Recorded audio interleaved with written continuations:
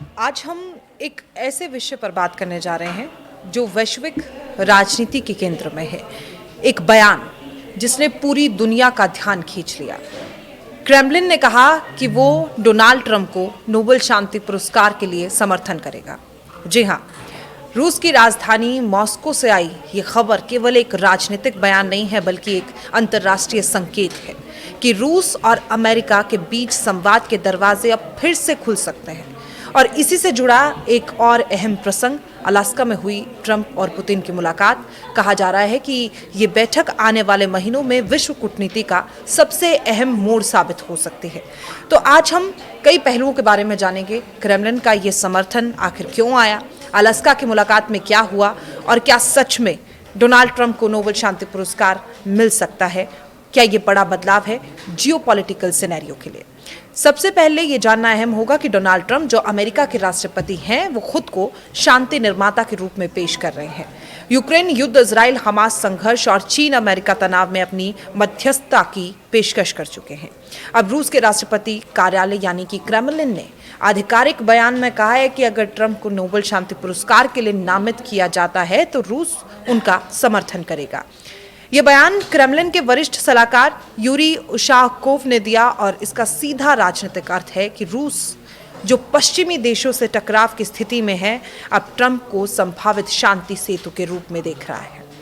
और अब बात करते हैं अलास्का में हुई मुलाकात की।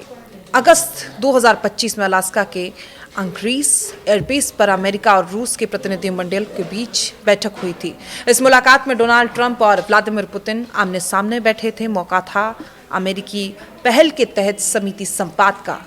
दोनों नेताओं के बीच मुख्य चर्चा रही। सबसे पहली यूक्रेन युद्ध को सीमित करने की कोशिश, परमाणु हथियारों पर नियंत्रण की नई संधि और मध्य पूर्व यानी कि इजराइल हमास युद्ध में युद्ध विराम के उपाय। मुलाकात के बाद दोनों ने भले ही संयुक्त प्रेस कॉन्फ्रेंस नहीं की, लेकिन ट्रंप ने ट्वीट जरूर किया था। अलास्का में हुई बातचीत इतिहास लिखेगी, शांति संभव है अगर इच्छा शक्ति हो। वहीं क्रेमलिन के प्रवक्ता ने कहा है कि वार्ता सकारात्मक रही है और रूस संवाद जारी रखने को तैयार है। यानी माहौल तल्खी से संवाद की ओर मुड़ता दिखा और शायद यही कारण है कि रूस ने अब नोबेल के संदर्भ में ट्रंप का समर्थन करने की ये बड़ी बात कही है। एक तरह से धन्यवाद और संकेत दोनों है। और अब सवाल उठता है, क्या क्रेमलिन का ये समर्थन राजनीतिक चाल है या सच्ची शांति की उम्मीद है। देखिए, रूस के लिए ये बयान कई मायनों में रणनीतिक है। अंतर्राष्ट्रीय छवि सुधारना, यूक्रेन युद्ध के कारण रूस की वैश्विक छवि पर बहुत असर पड़ा है, इसलिए अगर रूस किसी शांति पहल का हिस्सा बनता दिखे तो ये उसकी सॉफ्ट पावर को बढ़ाता है। वहीं दूसरी चीज है कि अमेरिका में ट्रंप की वापसी का स्वागत एक संकेत है। रूस को लगता है कि अगर ट्रंप की नीतियां पहले से ज्यादा संवाद प्रधान हैं, तो ट्रंप ने अपने पिछले कार्यकाल में भी रूस पर ज्यादा कठोर प्रतिबंध नहीं लगाए थे। इसलिए ये बयान रूस की ओर से राजनीतिक निवेश भी हो सकता है। पश्चिमी एकजुटता को तोड़ने की कोशिश भी काफी अहम है। यूरोपीय संघ और अमेरिका मिलकर रूस के खिलाफ प्रतिबंध लगा रहे हैं। ट्रंप के प्रति समर्थन दिखाकर रूस ये संकेत दे सकता है कि अगर अमेरिका के अंदर ऐसे भी लोग हैं जो संवाद की राह चाहते हैं। अब बात करेंगे नोबेल शांति पुरस्कार की। नोबेल शांति पुरस्कार का चयन नॉर्वेजियन कमेटी करती है। हर साल जनवरी तक नामांकन बंद हो जाते हैं और फिर समिति पूरे साल अध्ययन करती है कौन व्यक्ति या संस्था वास्तव में शांति स्थापित करने में योगदान दे रहा है। ट्रंप को पहले भी कई बार नोबेल के लिए नामित किया गया था, जैसे 2020 में अब्राहम अकॉर्ड्स के बाद, जब उन्होंने इजराइल और अरब देशों को एक मंच पर लाया, लेकिन उन्हें पुरस्कार उस वक्त नहीं मिल पाया था। अब 2025 में अगर ट्रंप यूक्रेन या गाजा संघर्ष में वास्तविक मध्यस्थता करते हैं तो नोबेल के दावेदारों में उनका नाम फिर से प्रमुख हो जाता है। पर याद रखिए, नोबेल कमेटी राजनीतिक दबाव से नहीं चलती, तो क्रेमलिन का समर्थन केवल प्रतीकात्मक है, निर्णायक नहीं।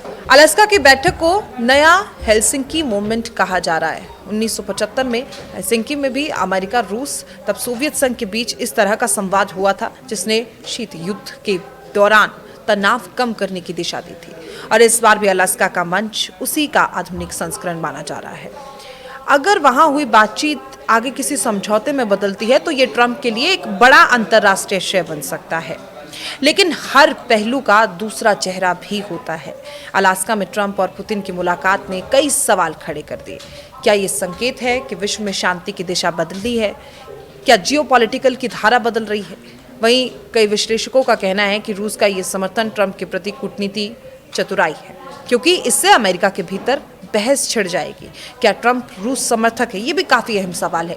दूसरी ओर यूरोपीय देश, विशेषकर जर्मनी और फ्रांस, इस बयान को राजनीतिक संकेत मान रहे हैं, ना कि शांति की असली पहल। कुछ अंतर्राष्ट्रीय विश्लेषक ये भी पूछ रहे हैं, अगर ट्रंप वाकई शांति दूत हैं तो वो पहले अपने देश में विभाजन और हिंसा को कम क्यों नहीं करते? यानी नोबेल की राह अभी लंबी और कठिन है। कुछ का ऐसा मानना है। खैर, इन सब घटनाओं की स्थिति तो साफ नहीं हो सकती है ऐसे में, लेकिन अगर परिणाम सकारात्मक निकलता है तो ये जरूर है कि इतिहास ने सीखा है कि दीवारें ज्यादा देर नहीं टिकती, उन्हें तोड़ा जा सकता है, गिराया जा सकता है और कभी कभी उन्हें संवाद की मेज पर फिर से खड़ा किया जा सकता है। आज अगर रूस और अमेरिका साथ आ रहे हैं तो ये संकेत है दुनिया अब संवाद के लिए तैयार है। क्या हम उस दायरे में पहुंचेंगे जहां युद्ध नहीं, विचारों की लड़ाई होगी? समय ही बताएगा। धन्यवाद।